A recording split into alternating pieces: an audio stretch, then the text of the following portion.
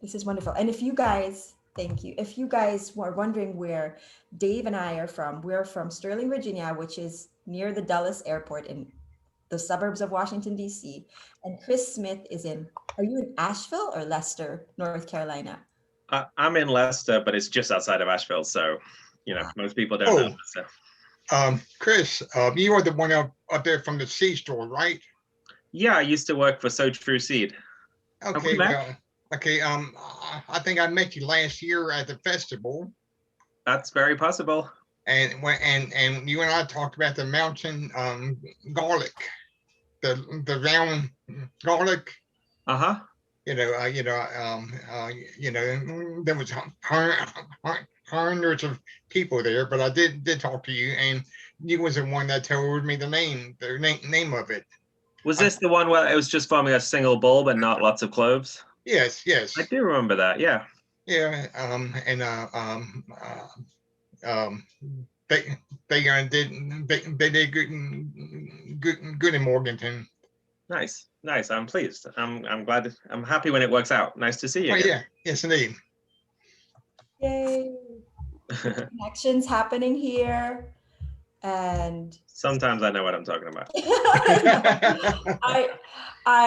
We're so happy that you're here because we know you're so humble about that, but you know a lot about what you're talking about. And tonight we're happy to have you as our guest. We're honored to have Chris Smith tonight to talk, to open up a world of possibilities with one perhaps often unconsidered crop, okra.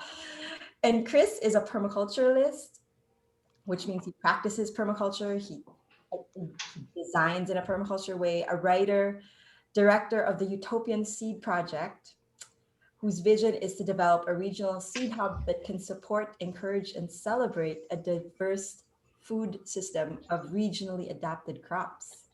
Chris lives with his wife, Belle, and his 2 okra pods in North Carolina. I will give the floor to Chris to talk to us tonight about okra. So the floor is yours, and I'm going to mute myself. So I'm going to, just to warn everybody, I'm going to mute everybody including myself, so that Chris can present. Oh yeah, and housekeeping rules. If you have questions for Chris that pop into your head in the middle of the webinar, put them in the chat box, because we're going to try to collect all of them. And at the end of the presentation, Chris will answer those in the Q&A. If you have emailed your questions, that'll probably be the first question that Chris will answer. And if you stay till the end, we're going to give a copy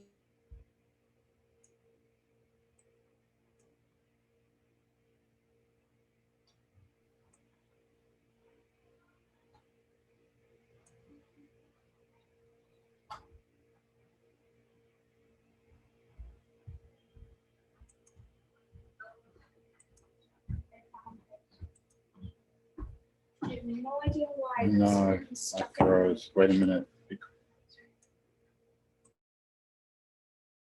Oh, there she is. Did both me and Dave drop, or just me? Okay. Just me. Dave just stayed really still. Okay. Okay, on our last educational webinar, our kids were trying to be babysat. Hopefully they're asleep, right, Dave? But the babysitter, by mistake, yanked out the Wi-Fi signal in the middle. But hopefully that won't happen tonight. I was wondering if that happened. But this is it's just a great read, not just for the recipes, which are the great things, but more on it in a little bit. I wish I could do an excerpt because some of it is really funny. But now to you, Chris. I'm going to be quiet now. Okay.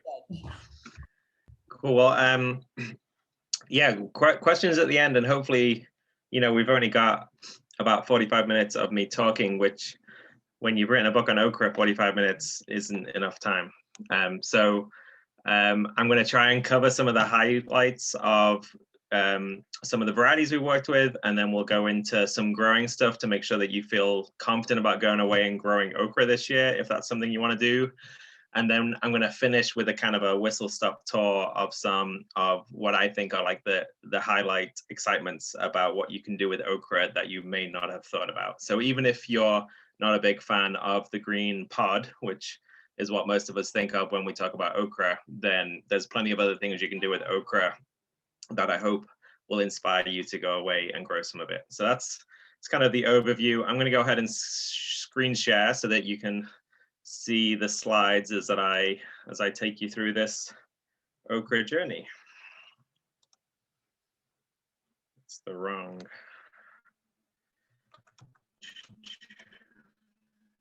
Okay. I'm going to make myself small so I'm not in the way all the time. Okay, so the whole okra, a seed to stem celebration. This is the title of my book, but also a pretty good way to summarize a lot of what I know and feel about okra. Nikki did a good introduction there. This was published in 2019 and it won a James Beard Award, which surprised me as much as anybody else last year, but it was pretty exciting, and a big part of my passion is to get more people excited about okra, so that certainly helped give it a bit more exposure. I did a large, like my largest to date variety trial in 2018, which was kind of as research for this book, and grew up 70 different varieties that year.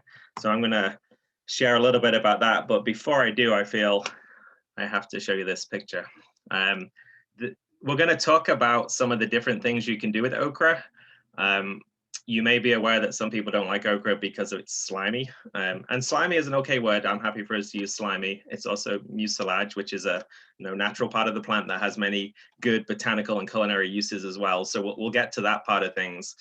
But just to kind of give you an overview of the process, I went pretty deep down the rabbit hole of okra, and this is one of the places I ended up. I did all sorts of experiments, but this is one that I found really fun. There was a tradition I found out of Zimbabwe where the climate is very, very dry.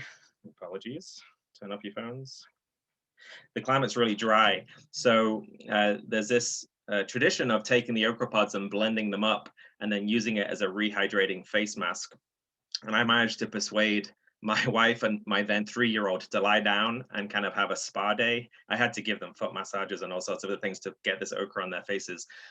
My 3-year-old did not want any part of it. She smiled for a photograph and then ran off saying it was yucky. But Belle, my wife, stayed for a good 5 minutes and allowed it to kind of rehydrate her skin. And the reason I know that she wasn't just pulling my leg is that after she had washed it all off and said that her face felt really great, she actually asked me to put the remainder okra gloop, I guess, in the fridge so she could use it again. So that was pretty fun. So it's really been like a group effort, a community effort, and I feel like that can expand to like beyond my family into the wider community, that I've really had a lot of support on this journey, this okra adventure of mine. So I'm glad that you guys can kind of start joining in the fun, and I hope you go away and continue to share the okra love and potentially slather okra slime on your loved ones' faces.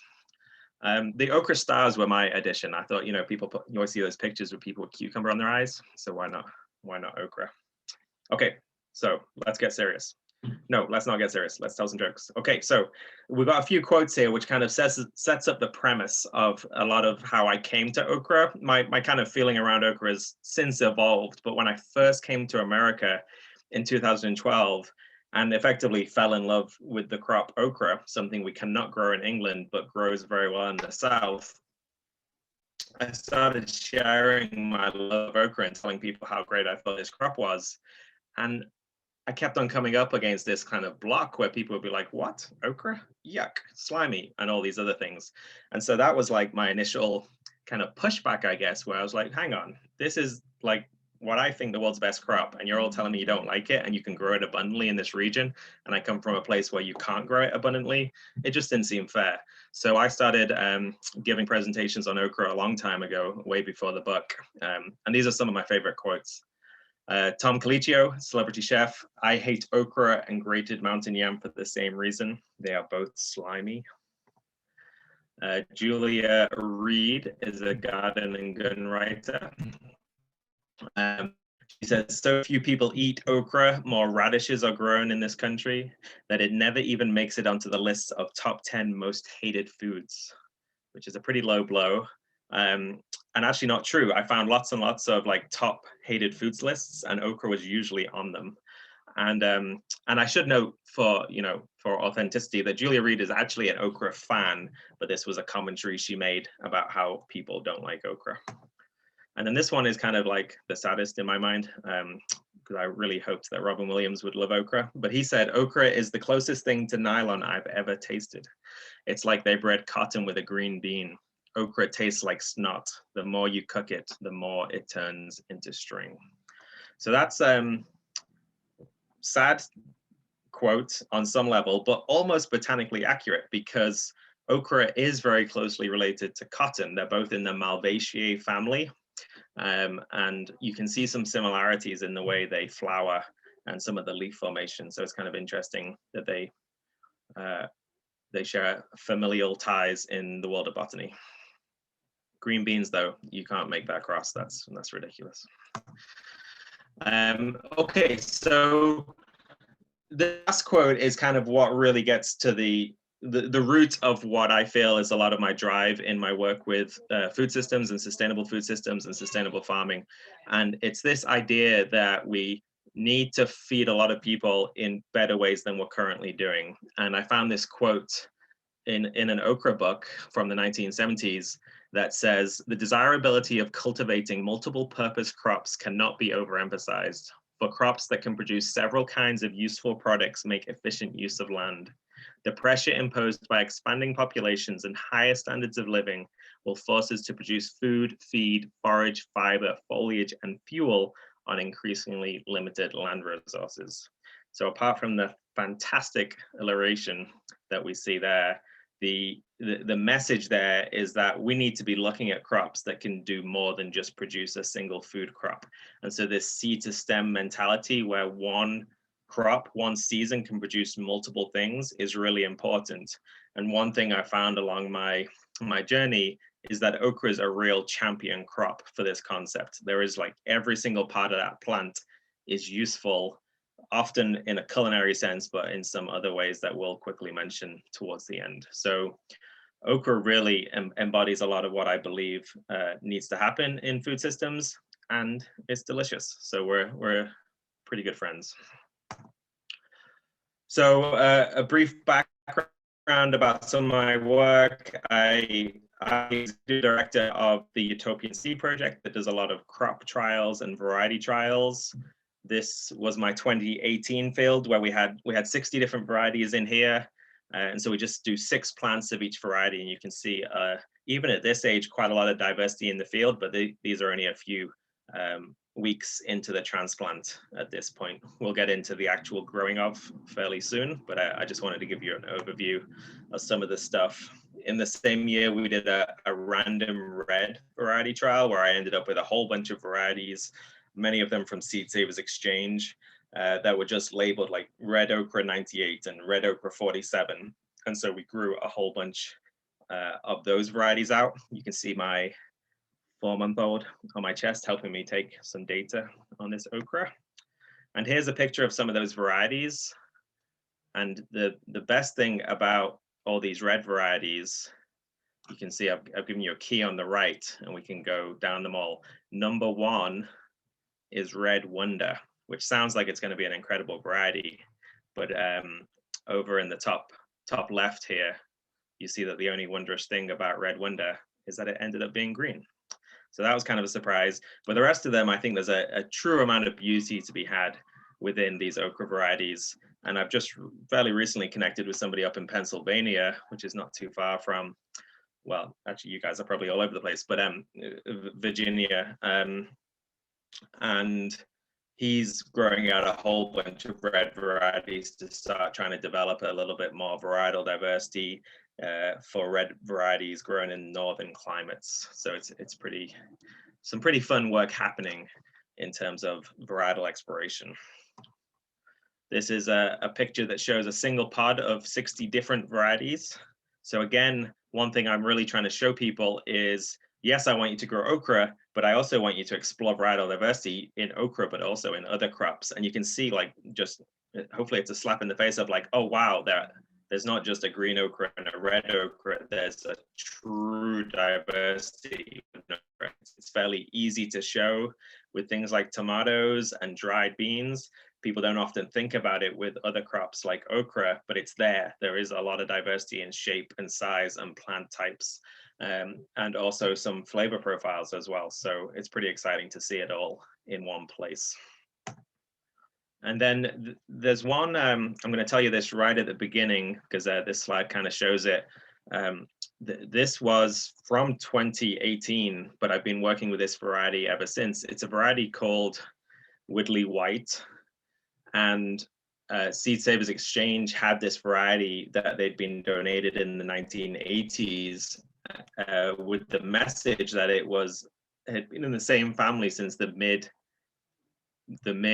1800s, more or less. And so it's this old time family heirloom. And white okras, there's some like agricultural literature in the 1800s that said that white okras were like the supreme okra. They were the most sought after okra in the 1800s. And there was a shift in perception at some point that I haven't quite nailed down towards us seeing like a ubiquitous amount of green okras, but white okra was once like the thing to have. So it was pretty fun to find this real old-timey white okra, but the variety had like drifted over time. The genetics had got mixed up, maybe some cross-pollination, maybe just some mutation within the variety. And you can see we have a very ununiform variety. These are pods all from the very same variety, the same packet of seeds. We've got some gnarliness with the warts. We've got some whites and greens and different shapes and ridges and that kind of thing. So I've been reselecting this onto track. And we're not going to get deep into seed saving and seed selection, but it's fairly easy to do. And for anyone that's interested in like kind of staying in touch and getting involved with some of my other work, I wanted to share this project. I'll drop a link in the chat so that you all have it, but it's this community seed selection project that we're just launching at the moment. So True Seed has sponsored this, which is a company I used to work for.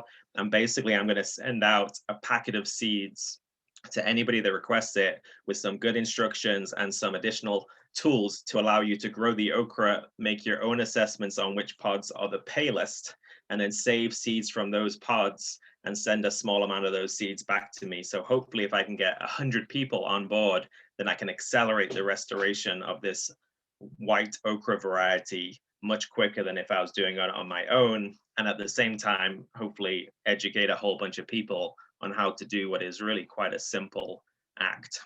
So I'll share this link. You can check it out. It's up to you. There's no obligation, but I'm going to be doing that over the next week or two. So hopefully some of you want to get involved with that community seed selection project.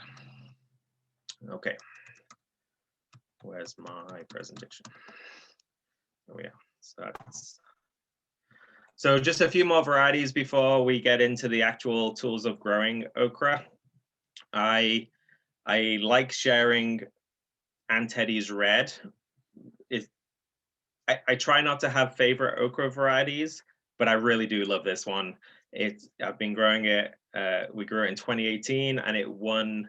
It was like the best tasting red variety from our culinary evaluations.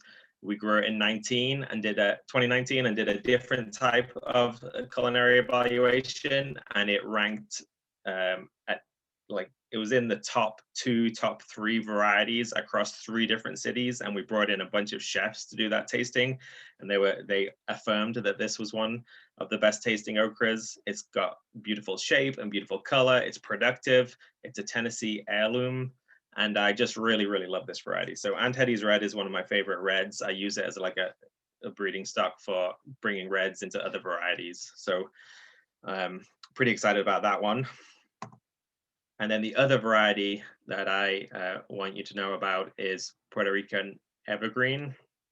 Again, this one's interesting because there's a resource out there that isn't well known. The USDA houses thousands and thousands and thousands of different varieties of lots and lots of different crops. And they actually have over 1,000 accessions of okra in their gene banks. And as a research or educational institution, you're allowed to request seeds from them. And they just send you 10 seeds. So I didn't have any other reason to select this one other than I'd read a lot of research papers out of Puerto Rico on okra, and so I wanted to grow a Puerto Rican okra. And I grew it, and in my fields, I don't label the varieties, I just give them a number so that I can try and be as objective as possible. But with this one, I didn't know what variety it was, but I fell in love with it really early. It was a beautiful colored plant. It was the first to produce out of 60 varieties. It was highly productive. It had these beautiful pods. And what you can see from this picture is that there was some variation in the pods as well. So we had some mixed up diversity within just the 6 plants that I had in that one trial. This also ranked really well in the culinary evaluation. So I just kind of like vaguely intuitively fell in love with this variety and started selecting the pod type that I like the most, which is this one on the left, which is a kind of a smooth round pod. That red blushing is a trait that I really like. And when now going into my 4th season with this pod, and I've had external verification that it's a delicious okra, it's a beautiful plant, it's continuing to be productive, and I'm selecting for this pod type that is long and round and tender and kind of velvety spines. It's a really incredible okra, and I'm very excited. I think I've got another year or 2 working on it to make some more selections, and then I'm going to get it into the hands of seed companies, and hopefully they can distribute it as widely as possible. So two favorites there, the Aunt Hetty's Red and the Puerto Rico Evergreen, that I just wanted to share. And then one question that always comes up is, you know, how do you do these taste tests, right? You keep talking about these culinary evaluations. And so I like to share this process because it's kind of fun, and I feel like if you are growing a few different varieties yourself, it's something that you could do in your own communities to kind of make tasting a little bit more engaging for the community. We basically get a bunch of people in a room and take, let's say, 60 varieties. 2019 we did 48 varieties, and we acknowledge the fact that if I was to try and taste all 48 varieties, then I might eat like okra number 1 and go, yeah, that's yummy. Okra number 2, that's good, but not as good as 1, 3, 4. Maybe I'll be able to hold 4, 6 varieties in my brain, but to try and like objectively assess 60 different varieties is just nuts. That's never going to happen. So we break the big pool of okra, the 60 varieties of okra, into smaller groups of usually around 4 okras. And then if we've got enough people in the room with 60 varieties, if we had 15 people, one person can just taste one group of 4. And we call this the elimination taste test, or the World Cup taste test, because it was set up in 2018 for the World Cup. And basically you try 4 okras and you just eliminate the one that you least like. So 3 go to the next round, and then the whole pool shrinks and you redistribute to groups of 4 again, and you just eliminate one, and the whole pool shrinks, and you get down to a point where you can have a quarterfinal with just 8 varieties, a semifinal with 4, and a final with 2. And so what you're seeing here are the results from the 2018 taste test. The 2 finalists at the bottom were Rains and Yellow Rockoy in green.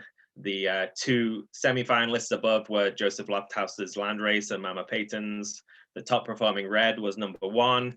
And then all the rest were in the top 10. So some pretty good tasting okras there that we're continuing to work with if you're looking for varieties to get started. That's just a picture of some of our taste testing. As you know, they're all separated on their numbered plates and sliced, and we do it raw, because can you imagine trying to cook equally 60 different varieties? And raw okra tastes good. Okay, so that's kind of an intro into a bunch of my work. We're going to spend the next chunk of time going through growing okra so that you got the tools to go away and do it yourself. And then, like I say, we'll do this kind of whistle-stop tour of just some of the more unconventional uses of okra, so we can get your juices flowing for some okra inspiration.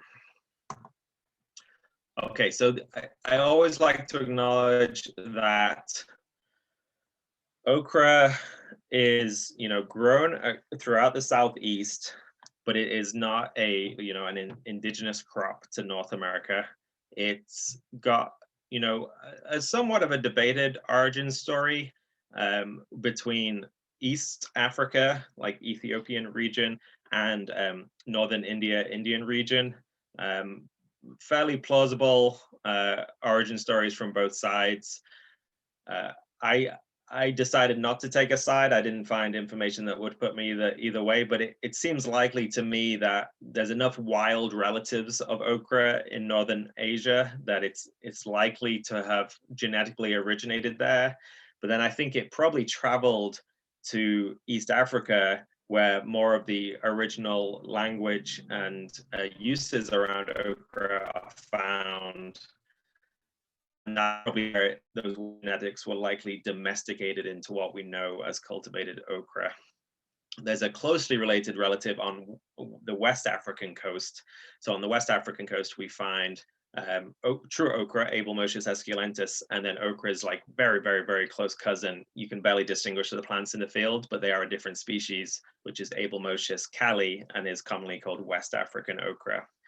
So it's Abelmoschus esculentus that traveled across the Atlantic with the slave trade and was introduced into North America that way. And so that's how it became established in the Southeast. But it's got a culinary heritage like pretty much across the tropics. Anywhere where it's tropical, subtropical, we can often find okra. And so it's a really exciting point to start from a culinary perspective, is to know that there's traditions all across, and we don't have to lock ourselves into fried okra or gumbo or pickled okra, which are the three main ways that we find it eaten over here. There's a lot of heritage across the world, which is pretty exciting. Okay, so we want to grow some okra. Okra is actually really pretty easy to grow. So I'm just going to kind of do some highlights or things that will have you have better success. One of the things that people sometimes get wrong is that okra likes to have pretty warm soil to germinate successfully. So you find people say that they have problems germinating okra, and usually I think it's because of one of two things. The first one being temperature. And this is a pretty awesome chart that highlights that really pretty well. You can see that okra will germinate at lower temperatures. So we're seeing here germination at 59 Fahrenheit, but we get a lower germination rate, 75%, which isn't too bad of a germination rate, but it takes 27 days to get those seeds to emerge. So a lot of us would have given up on our okra if we had to wait almost a month for germination.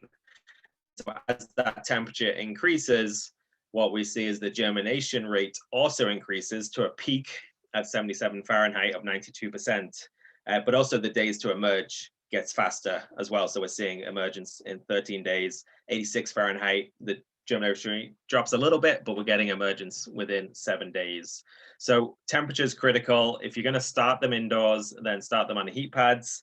If you're going to direct seed outdoors, which is a totally viable way to do it, you need to make sure that that soil has had a chance to warm up. If it's cool soil, the okra is likely to rot before it grows. So that's a key one.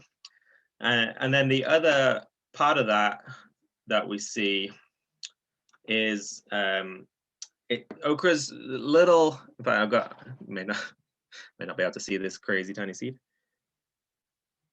but they're really hard seeds. You can't squash them really easily. So they're kind of like little BB ball-bearing seeds. And that thick hull needs to imbibe enough water that it can soak the embryo to trigger germination. And so if you don't give those seeds adequate moisture, then that thick hull isn't going to be able to do its job to trigger germination, and it'll just sit there and not do anything. Or you give it a little bit of moisture and it starts triggering germination, and then it doesn't have enough. So you got to make sure that those seeds don't dry out through germination. But one thing I came across in a lot of the research I did was, all these different tips and tricks on how to get okra to germinate better. So you can see along the left of this column, then there was all sorts of like freeze overnight, bleach, soaking, all these things. And I had a suspicion that, most of these would work because I hadn't ever really done any special treatment to my okra, and I'd always had success just with heat and adequate water. But I decided to test them all.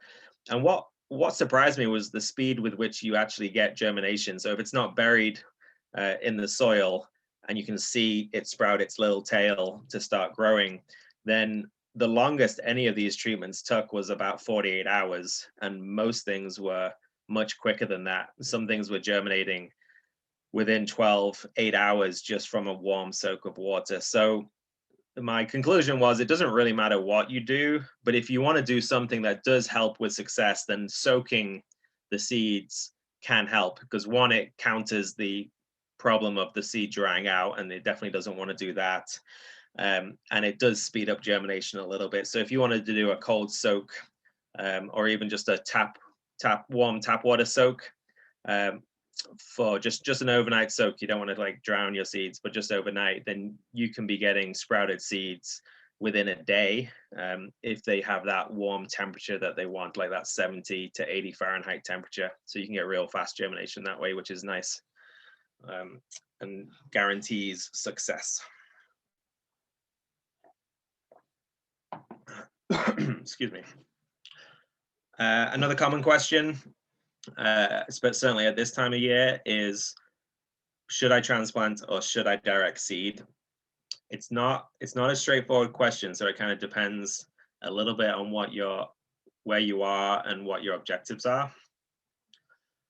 So the things that you need to know are, one, if you direct seed if you seed your okra into a flat to create a transplant, then you will almost certainly get okra more quickly. So when you transplant that okra out, it does give you a jump on the season, and you will get earlier podding. I've got a farmer friend who's on the board of the Utopian Seed Project who says, if you want okra by July, you have to transplant. You will not get it by direct seeding. And that probably speaks to the fact that, if you're direct seeding into cooler soils, it's going to take longer to emerge and then longer to grow. So transplanting just gives you that step up. So if you're quite far north and you've got a short season, then transplanting is probably the way to go, because you want to get that season jump.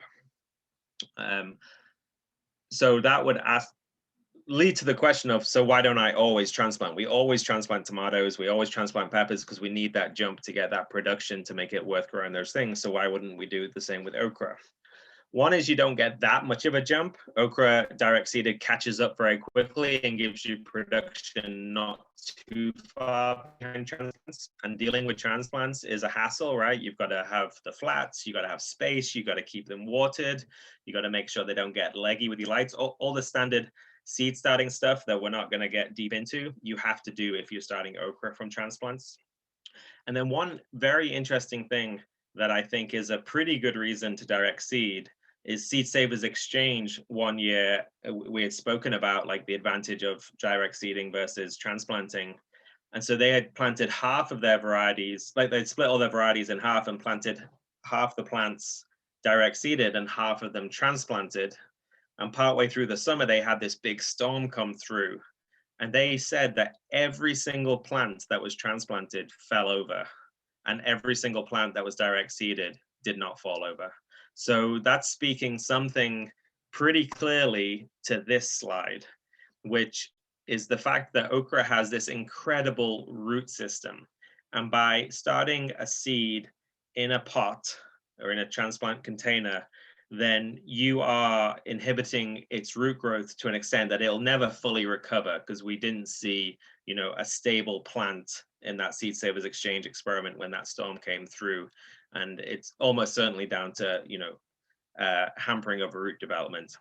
And so what these two pictures show you is the one in the bottom left is a seed that is being planted, and it's a picture of the root structure 3 weeks after planting. So just 3 weeks after planting, and each of these boxes are 1 foot square. So we're seeing an almost 18-inch taproot 3 weeks after planting.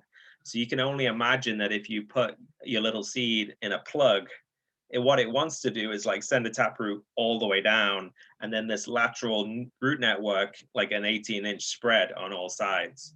And what you're doing it in the best case scenario is giving it maybe a 3-inch radius to grow into. So okra wants to send those roots out. That's how it is drought tolerant. That's how it is wind tolerant.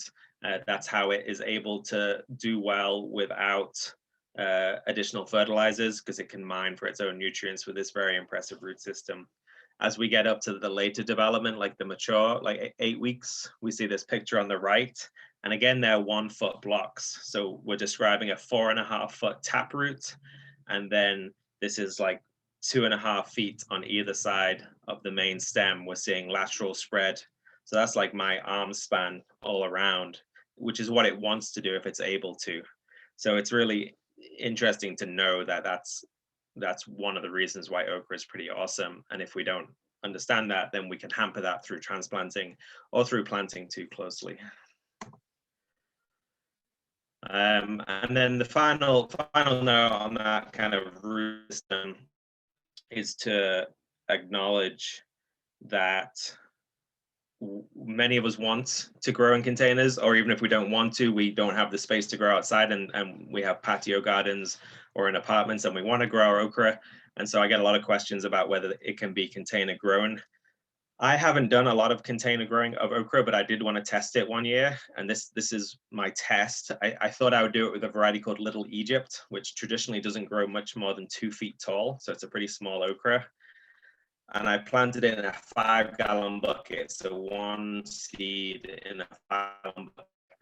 And it was a pretty dry year and I didn't really water it. So the okra never really performed, although you can see in the picture in the wheelbarrow that there are pods on this okra. So it did produce, just not prolifically. Again, not that surprising for container grown. Usually your yields will be a little bit lower. But the thing that surprised me was towards the end of the season, I just had my bucket next to one of my beds, and I thought I'd be all clever with my container grown okra as we were getting towards the first frost date. And I thought I'd move it into my greenhouse to buy myself a couple of extra weeks of production. And I went to pick up that bucket and it would not budge. It was welded to the ground. And I had to go and get a shovel and start digging down. And I dug down about 2 feet before I snapped that taproot way below the bucket. And you can kind of see in the picture on the right where that taproot goes down and then there's kind of like a knotted constriction. That's where it passed through the hole at the bottom of the bucket, one of my drainage holes, and then refattened on the other side to continue its exploration. So these days I like to say that you can grow okra in containers, but okra cannot be contained. There are multiple people right now working on breeding projects for a container grown okra because it's a fairly popular want. So there's a few different plant breeders specifically working on productivity in containers. If you want to grow in containers, get as big a container as you're able to manage, and the okra will be happiest in those conditions. So some of the basics here, if you're like completely new to growing okra, then spacing can be all sorts of things. You see lots of reported stuff in the literature. What tends to happen is the closer you bring the spacing, the less production per plant you'll get from the pods. But there's a sweet spot where even though you get less per plant, you get more per row feet or square footage. So they've done lots of different tests on this and it's a little bit variety dependent, but you can actually go down to about 6 inches and actually have the greatest production per row foot. It's obviously, we've seen the pictures of the root network. 6 inches is not the ideal for the okra plant. So I kind of compromise. I give them 12 inches spacing on most of my okra, which allows the plants to kind of be themselves a little bit more. You see a bit more of the beautiful structure. You get some good airflow and some of those things. But you still get pretty good production. There's one variety called Heavy Hitter that was from a breeder in Oklahoma, and he grows his at 8 feet spacing, and I say stem, but it's more of a trunk. You know, he's got pictures of it next to a soda can, and it's crazy. Like it's like a tree, and it's got this massive candelabra branching all around, and it's beautiful structured plant. It's like a little tree in a single season. But obviously, and he gets huge pod production per plant, like hundreds and hundreds per plant. But 8 feet spacing is pretty dramatic, right? So you've got to balance these things out. So I've settled on 12. Farmers will do anything between 6 and 18 as standard, and you can play with it yourself based on where you're growing and what you've got available. But that's kind of your trade-off that you're going for. Obviously, there's lots of different, this picture also shows all the different, we've got real tall ones. I think I had one that got up to about 14.5 feet, which is pretty tall for Western North Carolina. The further south you go, the longer your season, the hotter it is, the taller okra can get. Genetically, some of them top out. I've had one okra that got to 12 inches and topped out, but still produced full-size pods. I've had, the 4 feet, 5 feet standard ones that farmers like because it never gets too crazy. One of the questions we had was, what you do when the okra gets like way too tall and away from you. There was an article written in the late 1800s out of Alabama where this guy got fed up with trying to harvest his okra from the top of a 12, 13 foot high plant. So he just used to sit there in a chair with his shotgun and try and shoot the pods off. I don't necessarily recommend that, but I've not tried it myself. It's actually pretty fun to bend them down like a catapult and then harvest the pods and release the plant. That's kind of fun as well. From an efficiency standpoint, I remember harvesting this field with all these different varieties, and towards the end of the season, the plants that produce these clumpy, like lots of pods all close to the stem, and I could harvest a couple of pounds in a couple of minutes. They were really nice plants to harvest. And then when I got to these tall ones that I had to like bend them down and put it under my elbow and cut a few off, it did get really annoying. So there's a practice called rattooning, and rattooning is where you can basically chop the top of the okra off. Or actually, if your season is long enough, they do this in India, you can cut the okra off at the base. After it's kind of like first peak flush, you just cut it off at the base and it will resprout from the bottom of the stem and give you a second flush a month or two later. So that's the extreme version of rattooning, where you take it back to the ground. The non-extreme version is where you just like cut it off at 4 or 5 feet. And that tends to induce more lateral branching and more pod production lower down. And then kind of like a flip side of that is if you come through and take off all the lower leaves and just strip them down, then it kind of induces this like traumatic response in the okra where they go into production overdrive, and you can see much higher, denser yields by stripping off some of the lower leaves. So there's a few kind of like, if you're going for high yield, then there's a few management techniques that you can go with there to improve production. I generally like to let my plants, be themselves, but that's mainly because I'm observing the varieties and enjoying them for what they are. If I was just trying to grow okra, I might take a different tactic with that. Okay, so I'm briefly going to mention seed saving because it's really important to me, and I think everyone should be doing it. And then we'll do our whistle stop tour, and then hopefully we'll have some questions. So seed saving. I would encourage you to seed save whatever the story was with okra, because like I say, it's important. But the nice thing about okra is it's really easy to save seeds from. So okra produces these flowers, which I may have a picture of. Okra produces these beautiful flowers that are actually self-pollinating. So they have both male and female sexual organs in the same flower, so they can pollinate themselves. And if they can pollinate themselves, they can set their own seed. So that's pretty useful from a seed saving perspective. We don't have to bring in pollen from somewhere else. However, okra has been a little bit cheeky and kind of hedges its bets to some extent, because even though it's capable of self-pollinating itself, it produces this beautiful showy flower that attracts all the insects from all around. And so even though it doesn't need to share pollen, the likelihood of pollen being shared is quite high. So there's a relatively high chance of cross-pollination. So if you are growing just one variety of okra in your garden, you need to worry about cross-pollination, because all the pollen that's being shared by the insects is from that one variety. Let's say it's Aunt Hetty's Red. It's all Aunt Hetty's Red pollen, totally fine to share that around. But if you're like me and you like to grow lots of different varieties and you're growing Aunt Hetty's Red and Puerto Rican evergreen, then the pollen that gets shed is likely to cause cross-pollination, and then the seeds that you save from those flowers that are being cross-pollinated will produce a seed that will not produce either Puerto Rican evergreen or Aunt Hetty's red. It will produce a hybrid of the two, which might be super cool, but might not be what you want if you're really in love with one or two of those varieties and you want them to remain distinct varieties. So that complicates things a bit, but only a little bit. All you have to do to combat this is go, from this plant, I want to save some okra seed. I look at my flowers and see that this one is open and a bee could have got in it. But the flower that is under this bag, which I do not have a picture of, but basically the bud, before it opens into the flower, so before you've seen the flower, but just before it opens, like the day before, you just go over and put a bag on it. And that means no insects can get in, and the flower opens inside the bag. It's capable of self-pollinating, so it pollinates itself in that bag. It's only got Aunt Hetty's red genetics on itself. And okra flowers only live for a day, so that flower dies, no more pollination can happen.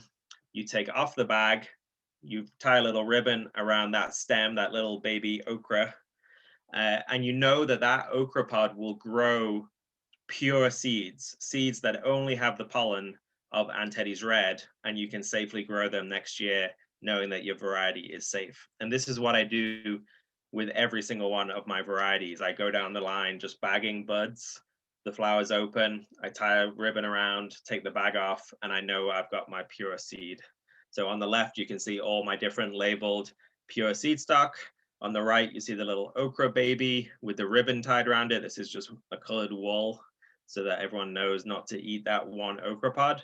You can keep eating the rest of the okra, and this is my one special seed saving pod. So seed saving is super, super easy. If you join that Whitley White Community Seed Selection Project, I'll have videos and extra information to help you do that. Okay, so a couple of minutes for this whistle through tour, and then we'll take questions. Okay, the plant that seems to hold the wealth of Midas within its branches. And yes, they are talking about okra, right? So it's not just the pods, it's the wealth of Midas. So I'm going to go through the pod stuff real quickly and get to the fun stuff, but this is just simple dehydration. Dehydrated pods are so delicious because it concentrates all the flavors. You can oil and spice them prior to dehydrating for like a delicious treat. One thing that comes up when you're growing okra is woody pods. So this snap trick is the easiest way to deal with that. If it snaps clean, like on the right, then you've got a non-woody pod. If it splinters, you got a woody pod. But don't worry if you get woody pods. We can eliminate that problem from the okra gardener, which is a pretty common complaint. Because what you can do is shell them like a shelling pea and use the seeds. This is Chef Clark Barlow using it like an Israeli couscous. So that's one option. The other option that I do more often, because shelling them is a bit of a pain, is to dehydrate the whole woody pod and then pulverize it into a powder. This is like, I got a big jar of this in my kitchen. I use it as a thickener. I use it in tortillas because it kind of binds everything together. It's deliciously flavorful. You can sprinkle it on rice with a little salt. It's just such a good product to have in the kitchen. So all my woody pods, I dehydrate down and turn into a flour, and the woodiness isn't a problem once it's pulverized. Some crazy uses, which you may have to dig into the book to get the full story here, but this is okra pod marshmallows. They're super delicious. This is an okra kimchi, also like actually one of the things that still makes my mouth water. Yeah, incredible. From a chef, Steve Goff shared this recipe with me. Really, really delicious and beautiful because it's a raw okra preparation. Okra flowers are completely edible. I would encourage you to eat them. They don't live for very long and you'll sacrifice the pod. But if you've got a whole bunch of production, then eating some of the flowers can help you control that. The ways I found to use them the best were teas. Okra flower tea is really tasty. I infused them into vinegar to make an okra flower vinegar that was a beautiful red. And then most excitingly, I infused them into vodka to make an okra flower vodka, which was this deep red. And if you make okra flower vodka, then you're almost obligated to make an okra flower vodka Bloody Mary with an okra pickle on top. And just for funsies, what you're seeing for the straw is the petiole of an okra plant, and the petiole is the part of the plant that connects the stem to the leaf, so the leaf stalk that has been dehydrated, and turns out that those things are hollow. So this is a straw that can be fully decomposted, grown in your garden. And I've got this business model that no one's taken me up on yet, that because okra mucilage has this antibacterial property, and when you suck through the straw, it kind of rehydrates and brings out some of that mucilage as you're sucking through the straw, which is antibacterial. So technically these are shareable straws, which one day someone's going to make millions off that idea, and I don't think it'll be me. Okay. This is the petiole down here, that long stalk. That's what you would chop off and dehydrate if you want to make your own straws. So much potential in the leaves. We see like big leaves, small leaves, spiny leaves, colorful leaves. They've got more protein in the pods, huge amount of biomass, so you can harvest the leaves and still continue to get a pretty good pod production. So lots of potential there. The red varieties produce these beautiful microgreens, and if you get them at the cotyledon stage, which is the leaves that sprout from the seed before they get those first true leaves, then they're kind of like got this bite to them. They're a little like sunflower microgreens, really, really tasty, and obviously beautiful. So microgreen potential in the future. The bigger leaves, Chef Ian Bowden like deep fries them and just use them like a kale chip. Put them in pakoras. I've used them in, I may have a picture, I don't have a picture. I've used them in like Indonesian style, like curries with like tilapia and coconut milk and that kind of thing. So a lot to go at the leaves. I think that's like a big use that's been undervalued. And then the seeds themselves, you can take the mature seeds, like what I showed you here. You can roast them and grind them to make this kind of like coffee-esque flour. You can take, before roasting them, you can run them through a grinder to get more of a milled white flour. And then the picture on the right, what you're seeing is the whole pod, which we talked about before, ground down. So a few different flour options that give you some good uses. And the proteins, the amino acids, really good nutritional profile in the seeds. We've made baked goods. The bakers like them because they've got kind of like, it's glutinous. It's not gluten, but it's glutinous. So you get some of that stretch in the bread. I've made pancakes with seeds. Really do have this coffee flavor to them. They're really rich and nutty. So really tasty. A lot of these recipes are in the book, but we tried making a tempeh. That one didn't work out too well. I think for the tempeh to work, we'd have to shell the seeds first and get the okra hearts. There's a okra seed oil, and actually Clay Oliver is sponsoring an okra seed breeding project that we're starting in earnest this year. So the okra seed oil is a very high quality culinary oil. So that's kind of like, hopefully that's just gives you more questions and inspiration than answers, and that you go away and fall in love with okra. But I'm going to leave you with this quote and then go to questions. This is written in Lost Crops of Africa, which is a great book that you can access online, which says, in reality, okra could have a future that will make people puzzle over why earlier generations failed to seize the opportunity before their eyes. In the botanical kingdom, it may actually be a Cinderella, though still living on the hearth of neglect amid the ashes of scorn. So it truly is our job to continue to lift okra up in this part of the world where it's celebrated in so many other places. Just a few links for the Utopian Seed Project if you're interested in my ongoing work with okra. And then I'll leave this slide up. This is me and my okra. Actually, no, do I need to stop sharing my screen so that you can ask questions? No, you don't have to stop sharing your screen. Perfect. Put the link to the Utopian Seed Project, Widdly White Okra Project, on the chat. And I will also link to, if anybody wants to purchase your book with a signed copy from you. Oh no, those two are together. Now those links are together. Okay, hang on, that might be confusing. This is for the book. You already found that one. Sorry, that was you're on it. No worries. No. But yeah, keep that up so people can follow you. Oh my gosh, mind blown. Who agrees? I'm so excited. Why are you I've excited? I've Kate? never grown okra. I've never grown anything in a garden before, so this is fabulous information. Thank you. Okra should definitely be your first venture. And what a seed to start with.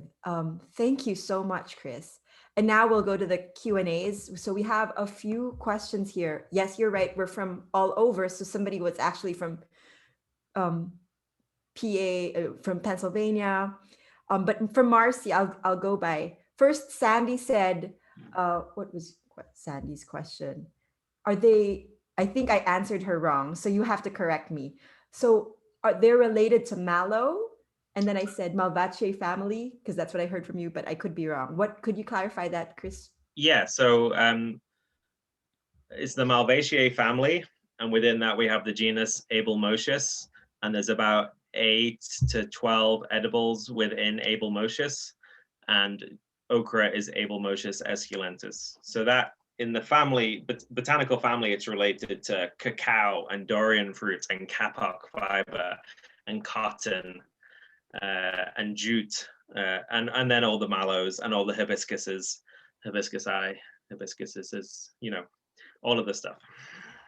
And Marcy said, I met Chris at North Carolina Herbal Conference when I took his pre-conference class. I got a signed copy of the book then. I currently live in South Florida, but I'm looking for some land in the western part of Virginia. Can okra grow there?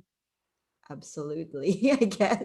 Absolutely. So I recently came across somebody in Nova Scotia that he's had to do some selective breeding work to make it be productive, but he's growing okra in Nova Scotia. Wow. Okay. And that 2 other questions related to location of growing okra. One was a person was asking how to Myrtle, I think, was asking if she tips on growing it in English-like weather. And and somebody saw your map, Tracy and someone else noticed that Alaska was highlighted. Oh yeah, that question's come up before. It's one of those one, they've just highlighted America as it's from the FOA, so they just highlight America as the number of tons that they're producing. All that production is in the South. It's not happening in Alaska. English-like conditions, that's actually, so it seems easier to grow okra East Coast Canada than it does West Coast America, even in places Oakland, Portland, certainly Pacific Northwest are struggling to grow okra. And the main reason for that is because okra likes hot weather. So it's more about getting it to like spike up in that hot warm period. It's actually, if you can give it that warm weather, it's really quick to grow. It's not a long season crop. It can produce within 55 days if it's warm. If it's not warm, it grows really slowly. The pods develop slowly, and it's just much more challenging. We're just launching with the Culinary Breeding Network a breeding program for our Pacific Northwest okra that will be, I think Adaptive Seeds are the seed company involved with that, and they're going to make initial grow outs and selections, and then I'm going to go across there in 2022 to start making selections and assessments on improved Pacific Northwest variety. A lot of West Coast people want to grow okra, and that's the region that they struggle. Dave had a question. So Dave, just clarify if this was not, I feel like this might have already been answered, but I don't know the second question. Yeah, I think Chris answered the spacing on. No, yeah, the germination question. Could you soak and germinate inside and then transplant that just germinated seed outside? Because he does that with peas and beans just to maximize his germination rates. Yeah, you could totally do that. If you would just get it sprouted inside and direct seed out. I do that with spinach all the time in summer. So yes, you. I would still keep an eye on your warm soil temperatures, because okra still likes it warm. So it's not going to give you as much of a jump on the season, but it will give you, better row spacing because you'll have that guaranteed germination. Ziri asks, if planted in the ground, will it spread and take over a garden? No, it won't spread. there are reports, and I guess maybe that depends where you are, but in our region it won't. It's a frost tender annual in our region. There are a handful of reports of it self-seeding. So it does have the potential to self-seed, but you don't see that very often. Somebody did tell me down in Louisiana of having like a wild okra field, which sounded pretty exciting. But so that was one that had been allowed, but it would be very easy to control. And will okra grow in clay soil? I'm zone 7B, says Amy. I guess, is it a heavy feeder in terms of heavy feeder, light feeder, heavy giver? Yeah, I mean, it certainly likes, it would perform well in good quality soil, but it's one that is capable of producing in poorer quality soils, maybe not as productively. I've certainly grown it in clay and it does okay. It's got that root system that does a pretty good job of penetrating most soils. So there's been some talk recently, and a few people I'm speaking with about using it more widely as a cover crop, like a summer cover crop to break up compacted soils. It's very effective at because of that root network. And then it produces a high amount of biomass as well to kind of then mulch on top. So yes, it will grow in clay soils. 7B would not be a problem. And the other part of that question was fertility. In Florida, they use it as kind of like a scavenger crop. So they'll have their main cash crop, which they will put in expensive fertilizers on. And then once they've harvested that, they'll follow with an okra planting that's able to, like, because of that root network, scavenge the remaining nutrients, and they don't add further fertilizers. So that's indicates that it's able to produce well in most conditions. In a sense, it's like almost that it's itself is a fertilizer, like a dynamic accumulator in a sense for that. Yeah, I've not come across that term applied directly to okra, but in the sense that it's got a deep taproot that mines for nutrients and brings that into foliage. If you were then to mulch with that foliage, then some of those theories should apply for sure. And Sandy asks, will it only cross with other okra or can it cross with other malva? It will only easily cross with other Abelmoschus esculentus, so other okra. It won't cross outside of its genus. There has been some work to do like forced cross-pollination with other members of the genus. It's highly unlikely you're going to be growing any of them accidentally. A lot of them are native to India. So I wouldn't worry about it. I don't worry about accidental cross-pollination with anything other than other okra varieties. And our last question, as far as I see, is from Christina. Coffee use? Has okra been used for coffee? Oh, sorry. I thought that was her surname. Coffee. Yes. So there's a full story there, which I will briefly cover. Early references of okra seeds being used as a coffee substitute date back to like the mid 1800s. It was widely popularized in the kind of the Civil War era, early 1860s, when there was a trade embargo on the South and no coffee was allowed into the South and coffee prices skyrocketed. And you see in the literature that there's a desperation to find a coffee substitute, and they are using rye and sweet potatoes and okra seeds and all sorts of things as coffee substitutes. And there's multiple newspaper articles that tout okra as equivalent to the world's best Java. And there's whole descriptions on how to use okra seeds to make coffee.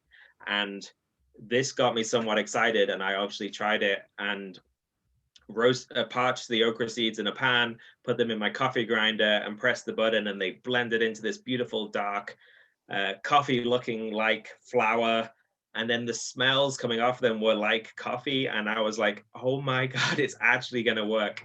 And as soon all the aromatics are there, but as soon as you do a water extraction, then what you're left with is like a weak oolong tea with no coffee properties at all. So it's not caffeinated, you lose all the flavor. I've tried it with milk, I've tried steeping it, I've tried every which way to make coffee okra be actual like coffee, or even close to those inflated descriptions in the newspapers of 1862, and it just didn't happen. So there's even a variety from Panama that is called coffee okra, and that also doesn't work.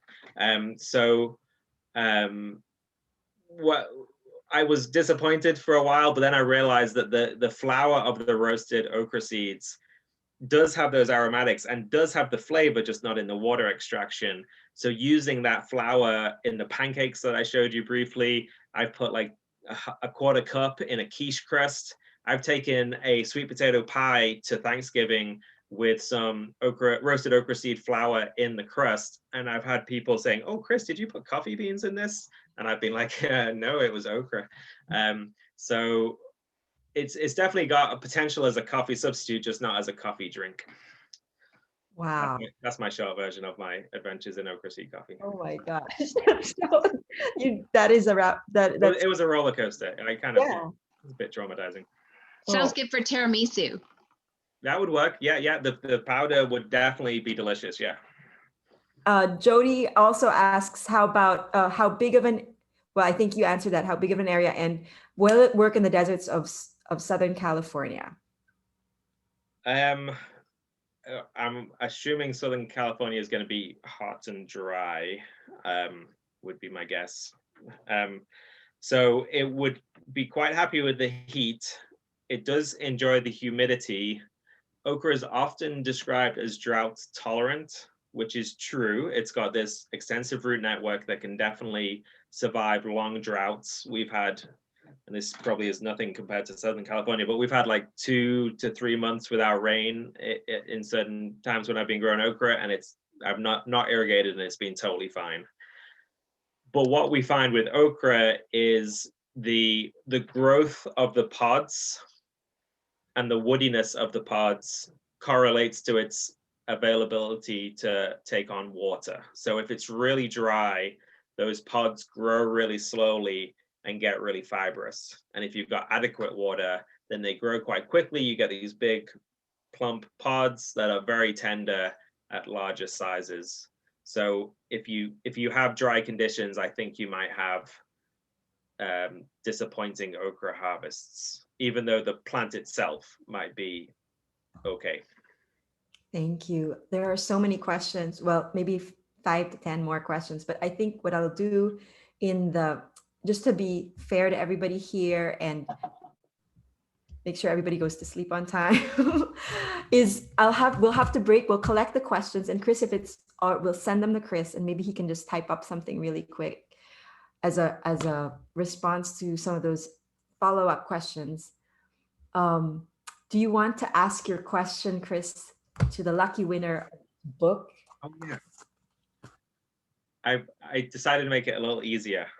So I think you've got to name one of the 2 okra varieties that I said were amongst my favorites.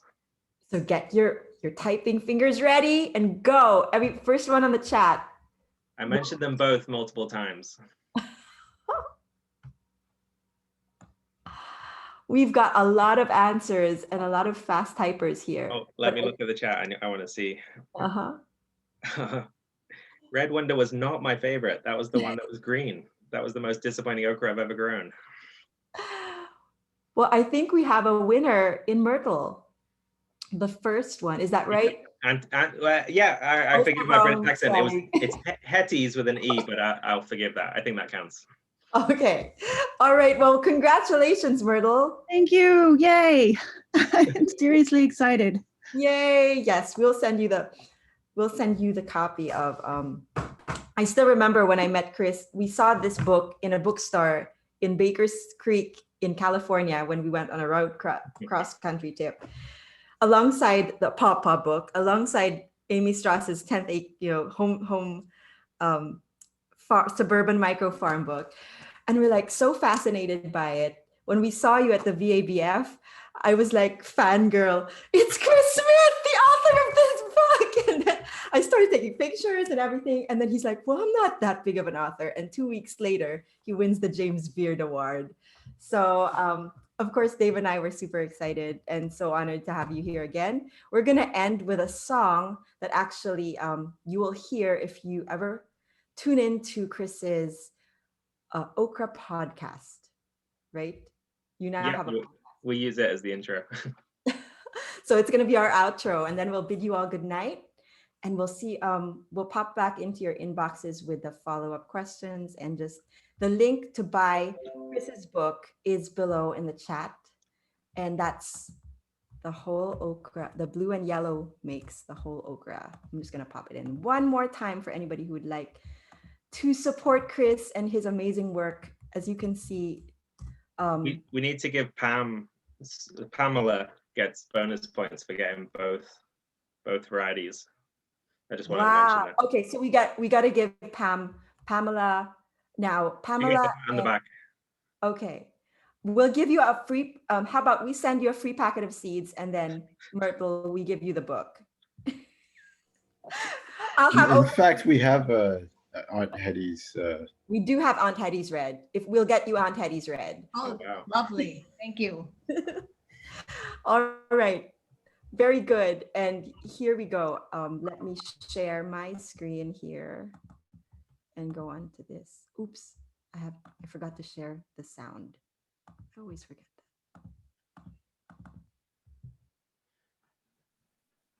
These are the hot tamales from Tallahassee, Florida. Hey, Craig, you mind turning on that hose? I got me a row of okra that needs watering. Why, sure, Miss Hagen. Here it come now. Are you ready? Uh-huh. 2, 3, 4. Watering the row, slow job but easy. And okra don't grow if the water don't flow. So I'll hold this hose while the sun beats me queasy. Because the okra don't grow if the water don't flow.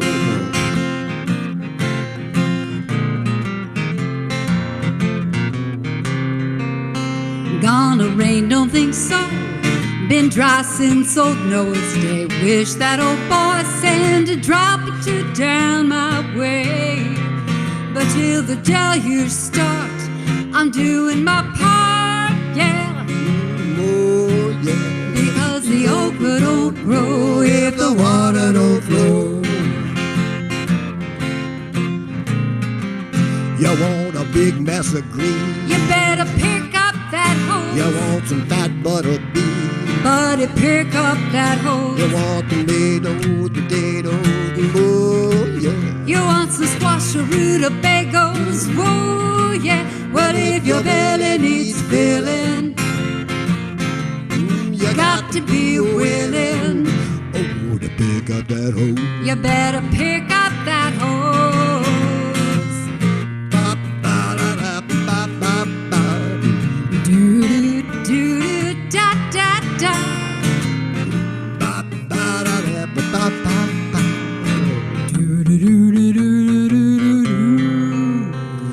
I've been watering for hours. It seems like I spend my life holding this hose instead of holding my own sweet wine.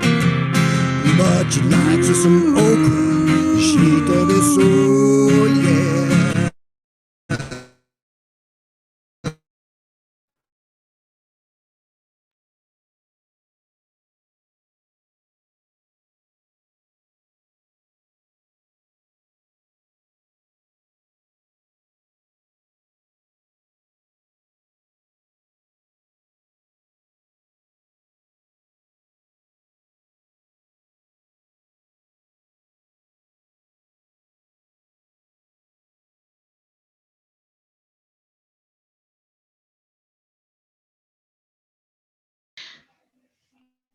Sorry. Yeah, my connection, because Dave and I are both using it in the same house, I guess, and I was playing live stream song dropped. So thank you again for everybody for being here tonight. So inspired. Tracy says, well, you've inspired us too for being here and being interested in okra.